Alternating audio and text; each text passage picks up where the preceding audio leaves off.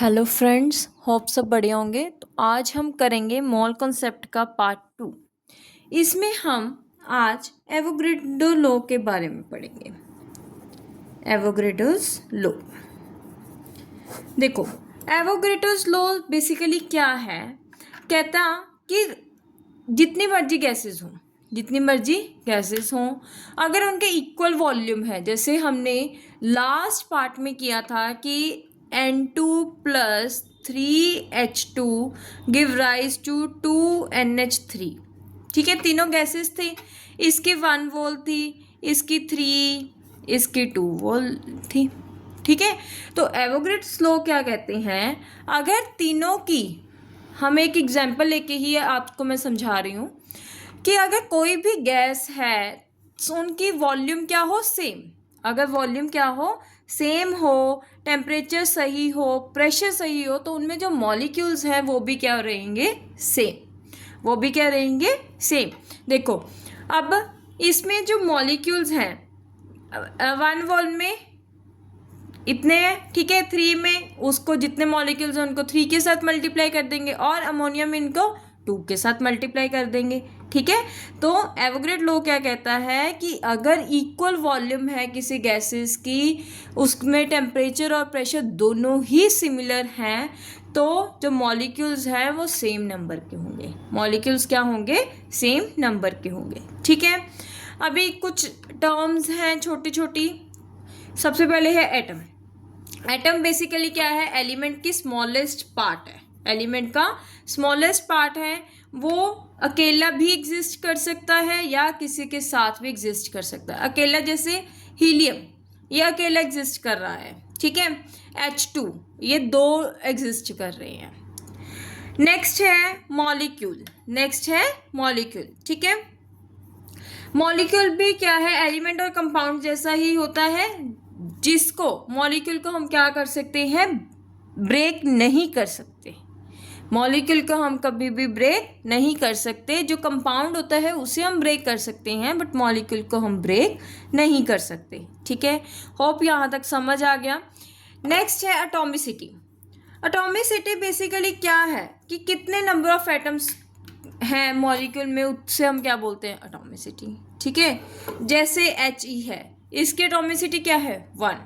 अब 1 है, 1 यानी कि मोनो, पीछे क्या आ जाएगा, एटॉमिक। मोनो एटॉमिक यानी कि 1 एटम। ठीक है, डाई एटॉमिक यानी कि 2 एटम्स। ठीक है, try atomic 3 atoms, tetra atomic 4 atoms, octa atomic 8 atoms.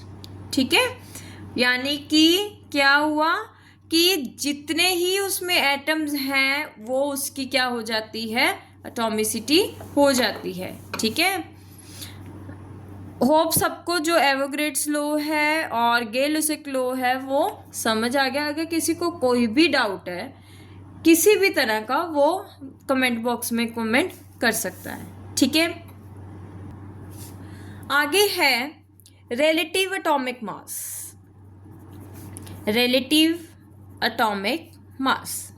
देखो रिलेटिव यानी कि अपने किसी के साथ क्या करना है, उसको कंपेयर करना है। क्या करना है, कंपेयर करना है। ठीक है, एटॉमिक मास या एटॉमिक वेट हमें पता ही है। अब हमने कंपेयर किसके साथ करना है, कार्बन का जो मास है उसके 1/12 के साथ। कार्बन के मास के 1/12 के साथ हमने एटॉमिक मास को कंपेयर करना है। ठीक है, आगे है रिलेटिव मॉलिक्यूलर मास। अब जो ये मैं मॉलिक्यूलर मास बताने लगी हूँ, अगर किसी को नहीं निकालना आता कि मॉलिक्यूलर मास कैसे निकालना है, तो मैं अभी आपको बता रही हूँ। ठीक है, अगर आपको ये मॉलिक्यूलर मास नहीं निकालना आता तो आप मोल कॉन्सेप्ट का कोई जो न्यूमेरिकल है वो आपको करने में बहुत ज़्यादा दिक्कत आएगी। ठीक है, तो ये जो मॉलिक्यूलर मास वाला टॉपिक है ये बहुत इंपॉर्टेंट है, इसे ध्यान से सारे समझो।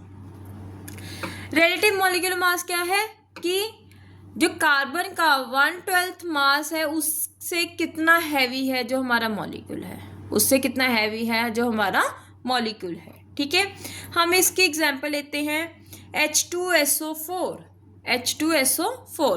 अब देखो इसका हम कैसे निकालते हैं, H के कितने एटम्स हैं 2 और इसका मास कितना होता है 1 प्लस। अब S के सल्फर के कितने हैं 1 है और इसका कितना होता है मास 32 प्लस ऑक्सीजन के कितने हैं 4 और कितना इसका मास होता है 16। ठीक है, अब इसको हम जब सॉल्व करेंगे तो क्या बनेगा 2 + 32 + 64। ठीक है, तो हमारा क्या बन गया 98। क्या बन गया 98 AMU। 98 AMU।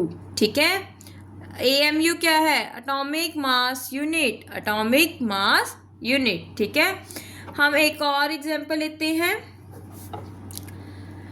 NH4 twice SO4।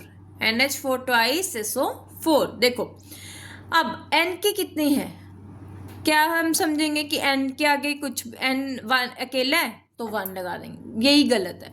अब ब्रैकेट के बाद जितना नंबर होता है वो सबके साथ अंदर आके मल्टीप्लाई होगा, मतलब सबके कॉमन वर्ड है। ठीक है, तो N के कितने हैं 2 और N का मॉलिक्यूलर मास क्या होता है 14 प्लस H के कितने हो गए 4 2 8 कितना होता है 1 प्लस S का कितना होता है 32 प्लस ऑक्सीजन का 16। ठीक है, जब हम इसको सॉल्व करेंगे तो क्या बनेगा 14 + 8 + 32 + 64 दैट इज 132 AMU।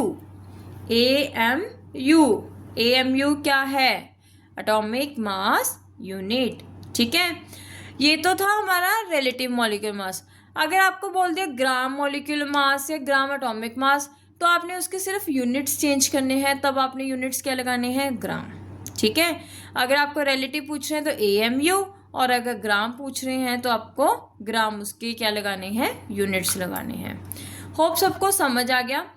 जो हमारा मोल कॉन्सेप्ट है जो मतलब मेन है वो आपका कल से शुरू होगा, जो कल मैं अपनी वीडियो अपलोड करूँगी। ठीक है, तो आप जो बेसिक टर्म्स हैं जो आपको आगे जाके दिक्कत नहीं आएंगी वो मैंने अब तक क्लियर कर दी। अगर किसी को कोई भी डाउट है तो वो कमेंट बॉक्स में कमेंट कर सकता है। Please like subscribe and share my channel.